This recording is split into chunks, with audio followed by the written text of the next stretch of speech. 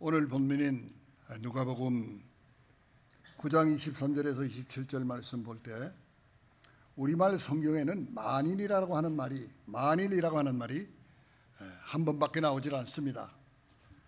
그러나 여러분들이 원어 성경이나 혹은 영어 성경을 보게 되면은 분명히 만일이라고 하는 말이 각각 한 번씩 23, 24, 25절에 각각 한 번씩 3번 나와 있는 것을 알 수가 있습니다. 예수님의 공생애 가운데 참 많은 비유 말씀을 하셨죠. 그 가운데 가장 큰 비중을 차지하는 것이 누가복음 16장 19절에서 31절에 기록되어 있는 부자와 거지 나사로에 대한 말씀이 되겠습니다. 부자는 이 세상에서 풍요하게 제 맘대로 잘 살았죠. 날마다 연회를 베풀고 화롭게 살았다고 이 성경에 기록되어 있습니다. 그런데 이 부자가 죽어서 그가 원치 않는 유황불이 활활 타오르는 지옥에 떨어졌다는 겁니다. 한편 나무집 문전에서 참 밥 한 술 달라고 구걸하던 불쌍한 거지 나사로는 개가 와서 그 나사로의 헌대까지 핥을 정도로 참 비참했던 나사로는 죽어서 믿음의 조상인 아브라함의 품에 안겼다. 성경은 이렇게 기록하고 있습니다. 이 말씀을 가지고 어느 주일학교 교사가 주일학교 학생들에게 부자와 나사로에 대한 말씀을 들려줬습니다. 그리고 나서 물었어요. 여러 어린이들은 어느 쪽에 속하고 어느 쪽이 되고 싶냐고. 부자가 되고 싶어요? 아니면 거지 나사로 같은 그런 사람이 되고 싶어요? 그러자 한 아이가 손을 들면서 선생님, 나는요, 선생님 말씀 들어보니까 이것저것 선택하고 싶지가 않습니다. 이 말을 들은 교사가 깜짝 놀랐습니다. 이 아이는 이것도 저것도 택하지 않겠다는 거예요. 그러면서 그 학생은 계속해서 말하기를 죽기 전에는요, 나는 부자가 되고요, 죽은 다음에는요, 거지 나사로가 될래요. 아마 이 자리에 계시는 여러분들도 대부분이 이 아이와 같은 그런 생각을 가질 것입니다. 좋지 않은 선택을 피하고 둘 다 좋은 것만 가지고 싶어하는 것이 사람의 마음이 되겠죠. 그러나 오늘 본문 말씀 가운데서 우리가 확실히 알아야 될 것은 본문에서는 선택을 요구하고 있다는 것입니다. 하나님께서 원하시는 뜻이 있다면 너는 둘 중에 하나를 택해야 된다는 겁니다. 우리말 성경에는 문장을 매끄럽게 만들기 위해서 만일이라고 하는 이 조건의 접속사를 빼버리고 있습니다. 그러나 히브리 원어나 또는 영어 성경을 볼 때 if라고 하는, 만약 하는 if라고 하는 그 말이 23, 24, 25절에 3번 나오고 있습니다. 이 만일이라는 성경 원어의 뜻을 볼 때 예수님의 의중을 그 마음을 볼 때 이 말은 우리에게 무엇을 얘기하고 있느냐? 선택을 요구하고 있습니다. 본문에서 예수님께서는 이 3번 이 만일을 사용하고 있습니다. 첫 번째가 만일 나를 따라오려거든 자기를 부인하고 날마다 자기 십자가를 지라. 23절에 말씀합니다. 그 다음에 두 번째는 만일 나를 위하여 너희 목숨을 잃으면 구원하게 되리라. 24절입니다. 세 번째로 만일 온 천하를 얻고도 자기를 잃든지 빼앗기면 무엇이 유익하리요? 25절 말씀이 되겠습니다. 첫 번째 예수님이 말씀하실 만일은 만일 나를 따라오려고 결정한다면 하는 내용이 포함됐는데 예수님은 여기에서 나를 믿으면 또는 나를 존경한다면 또는 의심 없이 내가 생명의 구주로 오시는 메시아로 너희들이 나를 믿는다면, 나를 인정한다면, 이런 등등의 경우를 관념적인 언어가 아닌 따라온다고 하는 구체적인 말씀을 하셨다는 것을 생각할 때 한편으로 우리는 두려운 마음도 듭니다. 위에서 말씀드린 주일학교 학생같이 세상에서는 부자같이 살고 죽은 다음에는 나사로같이 가면 좋겠는데 한 가지만을 선택하라는 거예요. 이처럼 믿는다고 하는 것은 이론이나 추상이 아니라, 생각이 아니라 예수를 따라가는 것. 그래서 히브리 11장 1절 말씀 볼 때 믿음은 바라는 것들의 실상, 실체라고 했습니다. 그림자가 아니고 추상이 아닙니다. 예수와 함께 살며 예수와 함께 여행하고 예수와 함께 운명을 같이 하는 것이 그 당시 제자들에게 말씀하신 예수님의 실제적인 요구였다고 마가복음 3장 13, 14절에는 기록하고 있습니다. 그리고 예수는 자기의 길이 십자가의 길이라고 하는 것을 명확하게 정확하게 말씀했습니다. 고난의 길이요 죽음의 길이라는 것입니다. 죽음을 알고 있었기 때문에 자기를 따라오는 사람은 당연히 십자가를 지는 그런 결단이 있어야 한다고 말씀하고 있으니 2000년 전에 예수님이 말씀했다고 해서 그 말씀이 벌써 사라진 것이 아닙니다. 그 말씀이 없어지고 지나버리는 것도 아닙니다. 그 말씀이 완전히 이루어진 건 역시 아닙니다. 왜냐? 아직 주님이 재림하지 않았기 때문에 앞으로 뱃속에 있는 애들까지도 다 나와야 되기 때문입니다. 하나님이 예정된 수가 있습니다. 만백성이 아직도 이 땅에 태어나서 예수를 믿고 구원받을 그 숫자들이 있기 때문에 이 말씀은 2000년 전에 완전히 이루어진 것이 아니라 지금까지 이루어지는 과정에 있다고 하는 것을 생각할 때 나와 여러분들도 자기를 부인하라는 것입니다. 자기 목숨을 미워하라는 것, 이것이 바로 첫 번째 만일의 뜻입니다. 그렇기 때문에 예수를 따르는 사람은 자기에게 지워진 십자가를 질 때 손해도 생각해야 된다는 것입니다. 내가 교회 때문에 내 명예나 내 지위가 좀 손상을 받다. 사람들이나 부인들이나 이렇게 얘기할 거예요. 여보, 그렇게 많은 학문을 가지고서 당신 꼭 예수를 더 믿어야 되겠어? 아, 주일날 한번 빠지면 어때? 장로의 직분, 집사의 직분은 왜 받아가지고 그렇게 주일날만 되면은 꼭 학질 걸린 사람 모양으로 얼어가지고 누가 뭐라고 시키지도 않고 말도 하지 않는데 떨어서 교회 나간다고만 그렇게 말을 하느냐? 이런 말 들을 때 마음 한구석에 뭔가 부담이 됩니다. 새가 날아가면은 연못에 그림자가 비치듯이 마음 한구석에 그림자가 비치는 거예요. 자기에게 지어진 십자가를 손해도 생각해보고 부끄럽게 여기나 후회스럽게 생각도 해보지만은 절대 부끄러워해서도 안 되고 후회해서도 안 된다고 하는 것이 예수님의 말씀입니다. 사도 바울처럼 나에게 자랑할 것이 있다면 예수의 십자가 외에는 결코 자랑할 것이 없다. 고린도 교인들에게 고린도전서 2장 2절에 말씀하고 있고 갈라디아 교인들과 빌립보 교인들에게도 갈라디아 6장 14절이나 빌립보 3장 7절 8절에 힘있게 외치고 있는 것입니다. 우리 주님의 십자가 지식이 가장 고상하기 때문에 사도 바울은 자기가 양반의 집안인 참 베냐민 지파 가문이고 바리새인 중에 바리새인이요 나은 지 8일 만에 참 할례를 받았고 율법에 흠이 없고 당시 최고 명문인 다소대학 출신입니다. 이러한 사도 바울이 예수 때문에 손해본 것을 매를 맞고 쫓김당하고 굶고 헐벗고 춥고 배고프고 자지 못하고 고린도후서 11장 23절 이하 볼 때 바울은 자기가 예수 때문에 손해본 것을 낱낱이 들춰내면서 그래도 내가 보람이 있고 긍지가 있고 자신 있다고 자랑하는 걸 보세요. 그는 자기 각자의 십자가도 질 뿐 아니라 예수의 십자가도 정말 한번 담당해 보겠다고 말하고 있지 않습니까? 사랑하는 성도 여러분, 우리 주님의 십자가는 특별한 성격을 가지고 있습니다. 그것을 바라보기만 하는 자는 어리석은 자라고 했어요. 갈라디아 교인들에게 그것은 부끄러운 것이다. 큰 손해를 본다고 했고 후회가 막심하다고 했습니다.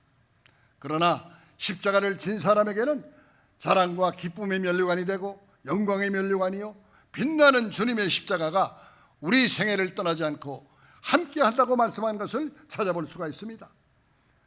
십자가를 지는 것이 예수님이 제시하는 그 제자되는 조건이라면 우리는 십자가가 내게 지워질 때까지 가만히 앉아서 기다릴 것이 아니라 교회 생활이라고 하는 것은 헌신이요 봉사라고 하면서 그렇다면 내가 질 십자가를 찾으라는 것입니다. 찾아서 각자가 지라고 했습니다. 몇십 년 교회 생활하면서도 십자가는 다 안 지려고 합니다. 그 새로 들어온 사람이나 할 것이지, 나는 믿은 지가 1, 2년이요? 오래됐는데 왜 그런 것은 나한테만 시키려고 하느냐. 세상에서도 여러분들이 만일 인류대학을 나와서 대학원을 마치고 학위를 받고 이제 원하는 회사나 직장에 입사하려고 할 때는 입사 조건과 자격을 갖추기 위해서 열심히 쫓아다닙니다. 사람을 통해서 다리를 놓던가 직접 찾아가서 관계부처의 그 관계관을 만나서 자기 이력서를 내밀면서 설명을 드리고 꼭 잘 부탁드리겠습니다. 90도 각도로 참 절을 해가면서 노력을 합니다. 그러니 그 관계관의 인상에 남지 않겠습니까? 예수님의 제자가 되는 입학시험은 그러나 단 한 가지뿐입니다. 십자가를 지기 위해서 열심히 찾아다니느냐. 그런데 찾아다니면서 이유를 대고 어떤 조건을 제시하고 지는 게 아니라 무조건 져야 된다는 겁니다. 초대교회 집사라는 그런 직분이 있습니다. 사도행전 6장 말씀 볼 때 그것을 히브리 원어로 디아코노스라고 부르는데, 이 말은 필요한 것을 채우는 자다, 필요한 것을 채우는 사람이라는 뜻입니다. 예를 들어서 차 있어야 할 것이 비계해서는 안 됩니다. 물 항아리에 물이 없으면 물을 채워야 하고, 교회 안에 전구가 나갔으면 쳐다만 보고 그냥 갈 것이 아니라 반드시 새 것으로 갈아 끼워야 하는 것과 같습니다. 마태복음 25장 42절이야 44절 말씀 볼 때에 예수님께서는 디아코노스, 즉 필요한 것을 채운다는 이 단어를 사용했습니다. 예수께서 멸망받을 자에게 심판의 선고를 내린 말씀 아니겠습니까? 너희는 내가 굶주렸을 때 먹을 것을 주지 아니하였고, 목마를 때 마시게 아니하였고, 나그네 되었을 때 영접치 아니하였고, 헐벗고 벗었을 때 옷 입히지 아니하였다. 참으로 선고를 한 말씀이 정확히 기록되어 있습니다. 그럴 때 심판받은 자들이 뭐라고 얘기를 했습니까? 언제 주님이 굶고 헐벗고 했습니까? 아니 언제 주님이 아파서 누웠습니까? 그 이유를 댑니다. 언제 그랬다 하는 거예요. 그들은 계속해서 하는 말이, 우리가 예수라는 말만 들어도 없는 것까지 찾아서 다 갖다 바치는, 그렇게 했는데 우리가 언제 주님을 공양치 않았습니까? 여기에 공양이라고 번역된 말이 원어에는 디아코노스, 필요한 것을 채운다, 부족한 걸 채운다는 의미입니다. 예수가 이 낱말을 여기에서 사용한 의미는 예수의 필요, 예수의 요구를 채우지 않는 것이 심판의 이유가 된다는 것을 오늘 우리는 깨달아야 되겠습니다. 반대로 구원받은 자는 이 비유에서 예수의 필요와 예수의 요구를 채운 사람들, 곧 여러분의 짐 힘든 십자가를 지고 헌신 봉사를 함으로써 육신의 몸이나 물질이 조금 손해보고 희생된 사람들인 것입니다. 이처럼 봉사한다는 의미로 사용된 디아코노스라고 하는 말은 본래 필요를 채운다는 의미를 가졌다는 것을 생각할 때, 과연 우리가 집사의 직분, 장로의 직분, 또 목사의 직분, 권사의 직분, 각 구역장, 각 기관의 회장을 비롯한 모든 임원들이 남은 채우고 있는데 뒤에서 구경만 하고 있으면 되겠습니까? 그래서 오늘 제목이 우리에게 만일이 있다면 하는 것입니다. 즉 얼마만큼 주님의 필요를 채우느냐, 채점 기준이 바로 여기에 있는 것입니다. 두 번째로 주님이 말씀하신 만일은, 만일 제 목숨을 구원코자 하면 잃을 것이요 나를 위하여 제 목숨을 잃으면 구원하리라. 참 결단이 사용된 말씀의 뜻입니다. 이런 경우에는 선택이 더욱 어렵습니다. 일반적으로 왜 그러냐면 모험이기 때문에, 매매 행위, 물건을 사고 파는 행위에는 물건을 받을 것이 분명하기 때문에 돈을 줄 수가 있어요. 그러나 예수님이 말씀한 경우를 깊이 생각해 볼 때, 내 생명을 버리면 이것은 돌아올 보상 계산이 전혀 없을 뿐 아니라 넣지도 않았습니다. 내게 돌아올 것이 있다면 매매할 때 내가 그만한 가치를 받고 돈을 지불합니다. 그런데 생명을 던져라. 뭘 하라. 일반적으로 예수님은 이런 것입니다. 그러면 구원받을 수 있다고 하는 이유가 과연 우리가 하나님의 뜻을 위해서 내 자신을 돌보지 않고 예수님 같이 나의 원대로 마옵시고 아버지의 뜻대로 하옵소서 이 맡기는 순간 어떻게 됩니까? 유대인에게 매를 맞고 발로 채이고 십자가에 달려서 잔머리에는 가시관 옆구리에 창으로 찔리고 목마르다고 할 때 누가 물을 줍니까? 물은 고사하고 시리 신초를 입에 대고 주먹질하면서 내 놈이 하나님의 아들이냐? 응? 네가 하나님의 아들이거든 십자가에서 지금 내려와 봐라. 조롱합니다. 마지막에 주님이 엘리 엘리 나마 사막다니 하니까 아 이제야 엘리야를 찾는구나. 응? 엘리 하면은 하나님이죠. 나의 하나님 나의 하나님 어찌하여 나를 버리십니까? 하는 참 이 말씀을 이제는 네가 엘리야를 찾는구나. 엘리야가 네 하나님이냐? 엘리야가 와서 너를 구원시켜주나 보자. 그럽니다. 아 주님께서 문둥병자나 앉은 매이나 소경을 고치고 죽은 자를 살리시고 헐벗고 굶주린 자에게 보리떡 5개와 물고기 2마리로 5,000명 또는 4,000명을 먹이고 12광주리 7광주리에 남은 것을 성경에 다 기록되어 있잖아요. 그걸 다 먹은 사람들이야. 아 예수를 모셔다가 왕을 삼자 할 때가 언젠데 며칠 안 가서 돌변해가지고 참 예수에게 신세를 지고 하늘에 닿음이 없는 비밀의 말씀을 들은 그들이 돌아서서 침뱉고 발길질하고 주먹질하게 됐으니 세상이 예수를 버렸죠. 유대인들이 예수를 버렸습니다. 아 심지어는 죽어도 예수를 버리지 않겠다고 주장하던 주님의 제자들까지도 예수를 다 버렸잖아요. 베드로를 비롯해서 주님은 결국 저참하게 참 십자가에 달리셨습니다. 이렇게 십자가에 달린 주님을 향해서 우리들이 주여 주의 원하시는 것이 무엇입니까? 외치면서 우리가 달려갈 때 포악한 로마 병정이나 악질 같은 유대인에게 맞고 터지고 못 가게 할지언정 주님의 요구를 채울 수 있는 사람이 과연 누구겠느냐는 말이에요. 끝까지 신앙을 변절치 않고 백절불굴의 신앙 일사각오의 순교정신을 가지고 주 앞으로 달려가는 주님의 제자들이 바로 저와 여러분들이 아니겠습니까? 그렇다면 우리가 예수를 믿으면서 예수님이 만족할 정도로 예수를 채워주는 이러한 믿음이 우리에게 과연 있느냐? 마태복음 19장 16절에서 30절이나 마가 10장 17절에서 31절, 누가 18장 18절에서 30절 같은 내용입니다. 이 말씀들을 볼 때 거기에 한 부자 청년이 나오죠. 내세 문제에 대해서 상당히 연구도 많이 하고 걱정도 많은 청년입니다. 하루는 예수님께 찾아와서 내가 어떻게 해야 영생을 얻을 수 있습니까? 이렇게 질문을 했죠. 그때 예수님 대답이 너의 소유물을 재산을 전부 팔아서 나한테 가져오라 이렇게 말씀을 했다면 아, 이 사기꾼 같은 놈이라고 나무 재물을 노리는 예수다 이렇게 소문날 거 아닙니까? 그런데 주님 말씀이 뭡니까? 내 소유를 전부 팔아가지고 내 앞에 가져오라 하지 않고 가난한 자에게 다 나눠주고 난 다음에 나를 쫓으라 그랬습니다. 너무나 돈이 많은 부자였기 때문에 이 청년은 그렇게 할 수가 없어서 근심하면서 돌아갔다고 했습니다.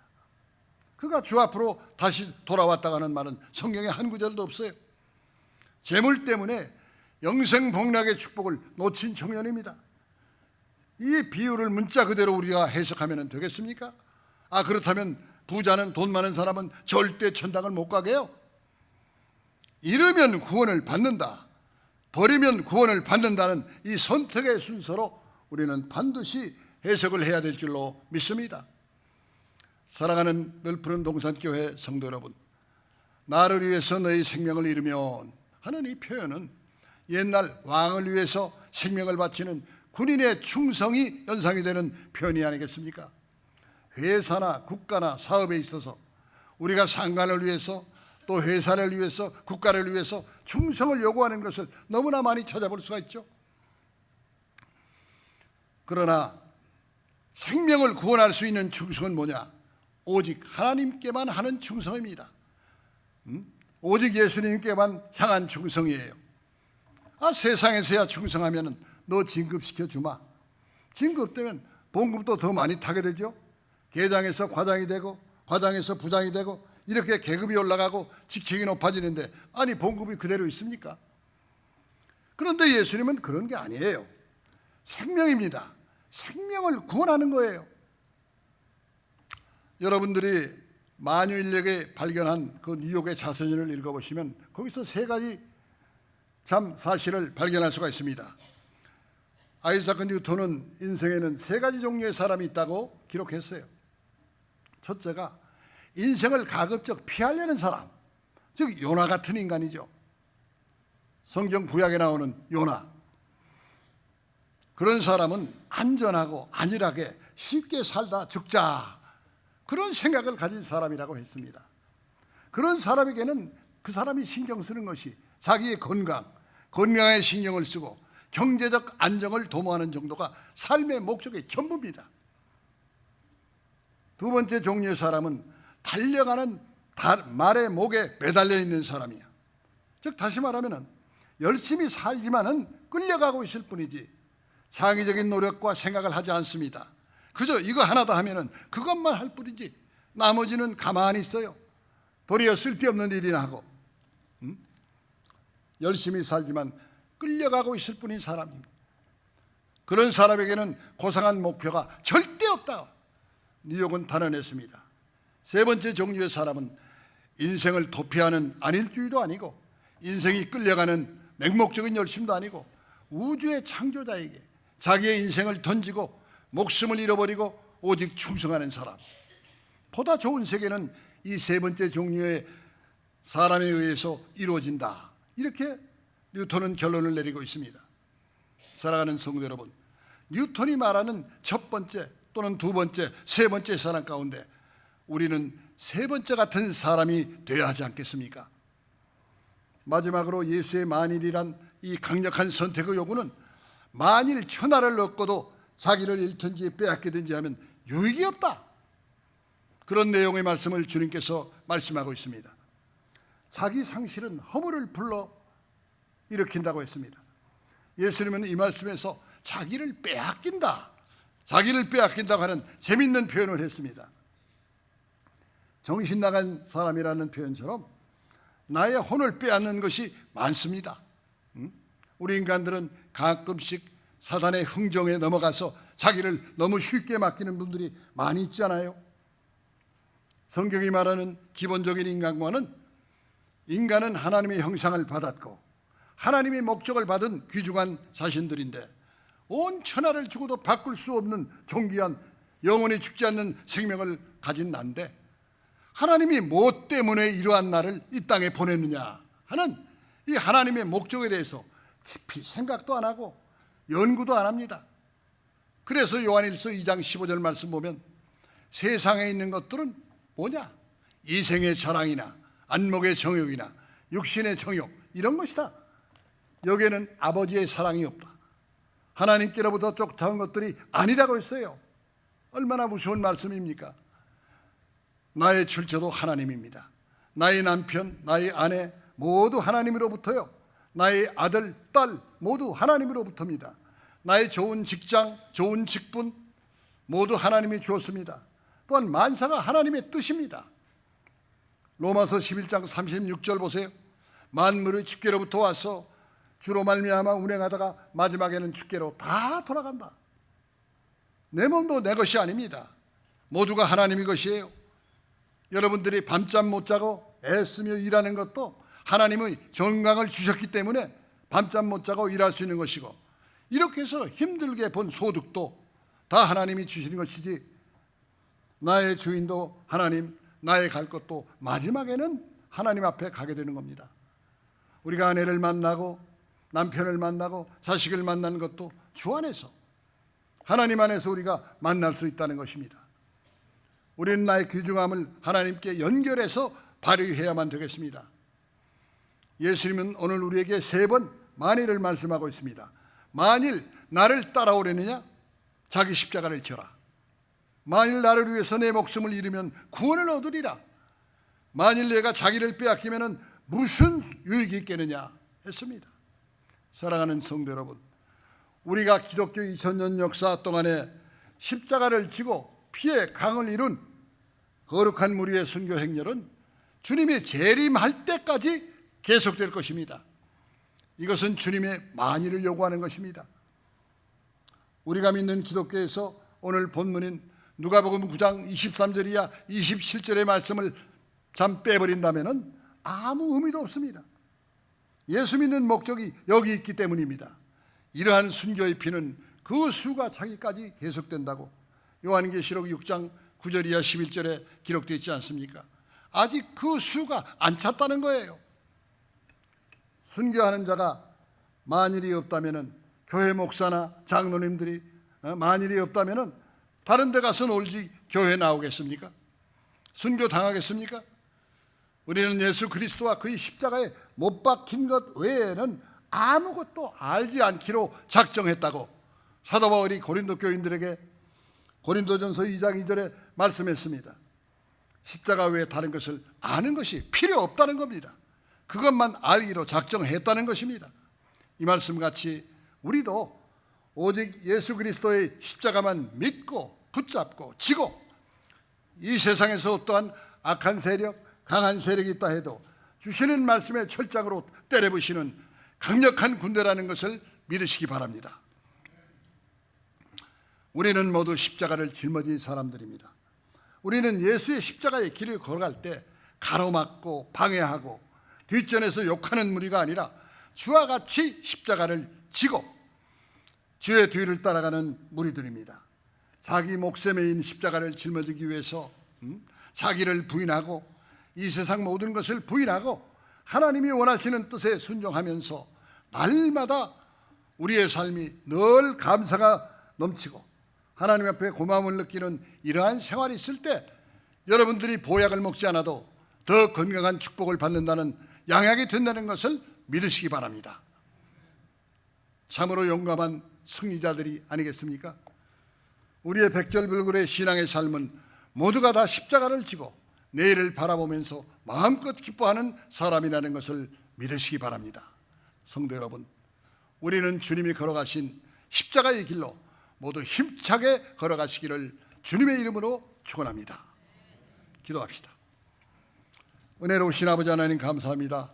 오늘 또한 거룩하고 복된 주님의 날을 맞이해서 우리에게 만일이 있다면 주님께서는 이 선택의 기회를 우리에게 주면서 너희들은 자기를 부인하고 나를 따르려거든 자기를 부인하고 자기 십자가를 지고 나를 따르라. 자기 목숨을 나를 위해서 잃으면 구원을 받으리라. 이 말씀을 통해서 우리가 오늘 참으로 우리 믿는다고 한다면 과연 어떠한 길을 남은 생애 동안 가야 될 것인가 다시 한번 생각하게 하시고 우리가 십자가의 참 정군으로서 주 예수의 길을 따를 때 세상의 모든 유혹과 시험과 환난을 물리칠 수 있는 담대한 믿음의 용사들이 다 될 수 있도록 은혜 내려 주시옵소서. 지금까지 나약한 마음으로 부끄러워하고 수치스러워하고 참 환난이 올 때, 어려움이 올 때, 손해가 올 때 모든 것을 부인하는 그러한 변절자의 그러한 믿음을 가질 것이 아니라 끝까지 일삭하고 순교 정신을 가지고 주님을 따라가는 담대한 십자가 정병들이 다 될 수 있도록 주님이여 축복하여 주시옵소서. 남의 순서도 주님께서 함께하여 주실 줄 믿사오며 모든 말씀 우리 구주 예수 그리스도 이름 받들어 감사 기도하옵나이다. 아멘. 감사합니다.